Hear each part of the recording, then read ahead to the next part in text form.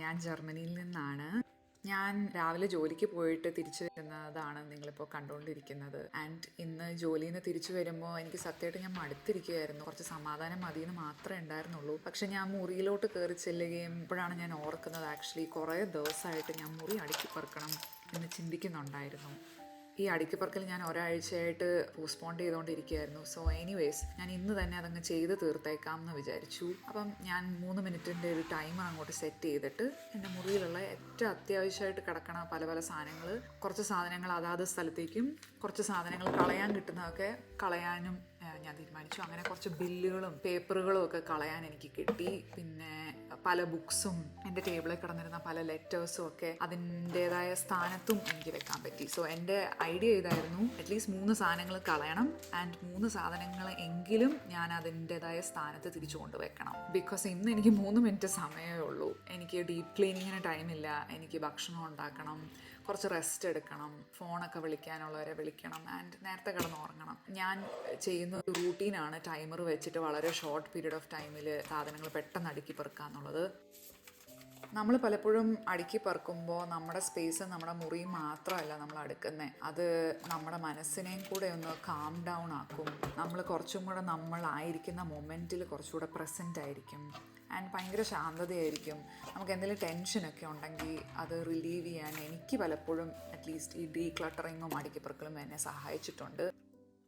Declutter ചെയ്യുന്നത് വഴി നമ്മൾ നമ്മുടെ സ്പേസും മനസ്സും നല്ല കാര്യങ്ങൾക്ക് ഓപ്പൺ അപ്പ് ചെയ്യുകയാണ് ചെയ്യുന്നത്.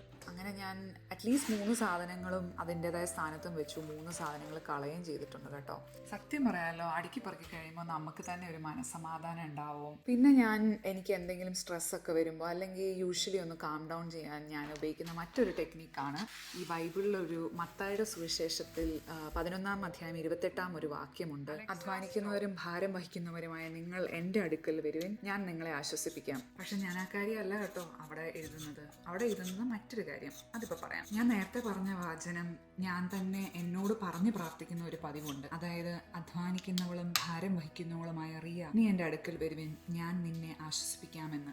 ഇങ്ങനെ ഞാൻ പറഞ്ഞ് പ്രാർത്ഥിക്കുമ്പോൾ മറ്റൊരാളെ എൻ്റെ ആങ്സൈറ്റിയും ഭാരവും ഒക്കെ എടുത്തു മാറ്റുന്നതായിട്ട് എനിക്ക് ഫീൽ ചെയ്യാറുണ്ട് കേട്ടോ. അപ്പം നമ്മൾ ആദ്യം പറഞ്ഞ കാര്യത്തിലേക്ക് പോവാം. 3 മിനിറ്റ് ആകെ ഈ പരിപാടിക്ക് എടുത്തുള്ളൂ കേട്ടോ. എന്തൊക്കെയാണ് ഞാൻ ചെയ്തേ? ഞാൻ ആദ്യം 3 മിനിറ്റത്തേക്ക് ഒരു ടൈമർ വെച്ചു. അത് കഴിഞ്ഞ് 1 തൊട്ട് 3 സാധനങ്ങളെങ്കിലും എനിക്ക് കളയണം എന്നുണ്ടായിരുന്നു.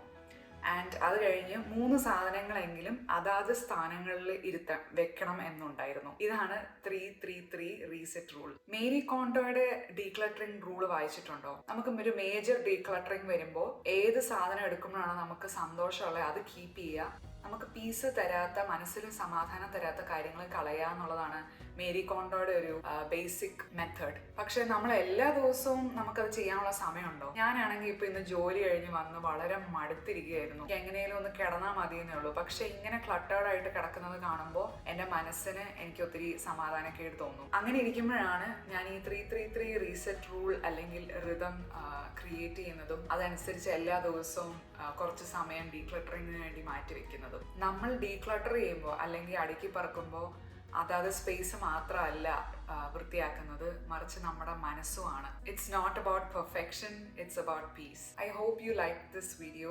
3 മിനിറ്റ് കൊണ്ട് എന്തൊക്കെ സംഭവിക്കാമെന്ന് നിങ്ങൾക്ക് ഇപ്പം മനസ്സിലായി കാണുമല്ലോ. നിങ്ങൾ നിങ്ങളുടെ വീട്ടിലും സ്പേസിലും മനസ്സിലും ഒക്കെ ട്രൈ ചെയ്തിട്ടൊന്ന് അറിയിക്കുക എന്നെ. ഇതുപോലുള്ള വീഡിയോസ് കാണാൻ നിങ്ങൾക്ക് താല്പര്യം ഉണ്ടെങ്കിൽ ഈ ചാനലിനെ ചുറ്റിപ്പറ്റിയേക്ക് നിൽക്കുക. Till then, take care. Goodbye.